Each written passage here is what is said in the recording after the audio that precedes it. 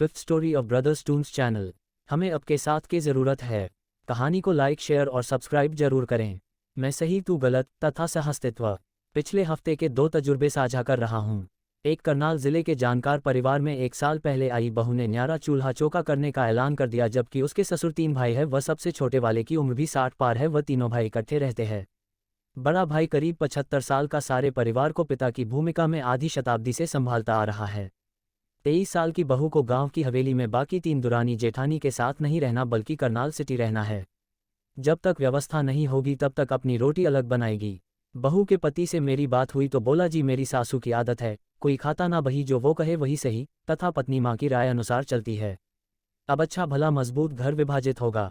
दूसरा, मेरे एक मुंबई के जानकार को बेंगलोर में इन्वेस्टमेंट करना था।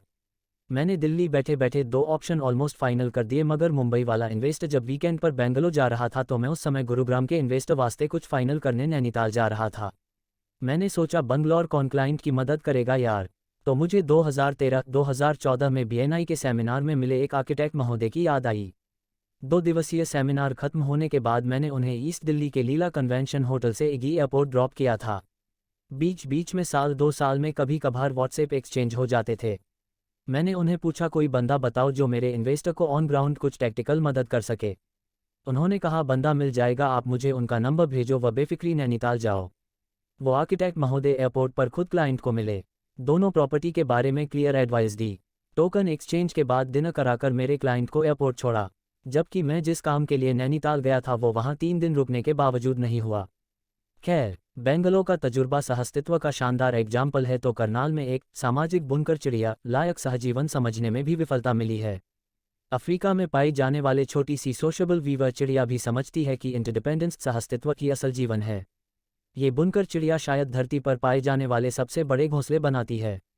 इसके कई घोंसले 12 गुना 20 फुट बड़े व 10-12 फुट ऊंचे ढलवदार छतों वाले होते हैं, जिससे पानी अंदर ना आए। इन घोंसलों का वजन कई बार 1 टन तक होता है। ये एक घोंसले में अंदर कई पीढ़ियां सैकड़ों की संख्या में रह लेते हैं। ब्रीडिंग पेयर अपने बच्चों के लिए अलग अलग चेंबर बनाती है। अगर कोई चिड़िया अपने बच्चे ना पाल पाए तो कॉमन एरिया में रहने वाले नानी दादी जैसे रिश्तेदार बच्चों को भूखा नहीं मरने देती। कुछ घोंसले तो सैकड़ों सालों से लगातार आबाद है। एक तरफ आजकल का उपभोक्तावाद समाज को सिंगुलर यूनिट में तोड़ता है, वहीं दूसरी तरफ सिर्फ अपने अपने विचार को पकड़े बैठे लोग हमेशा तू मैं करके समाज तोड़ने के लिए जिम्मेदार है।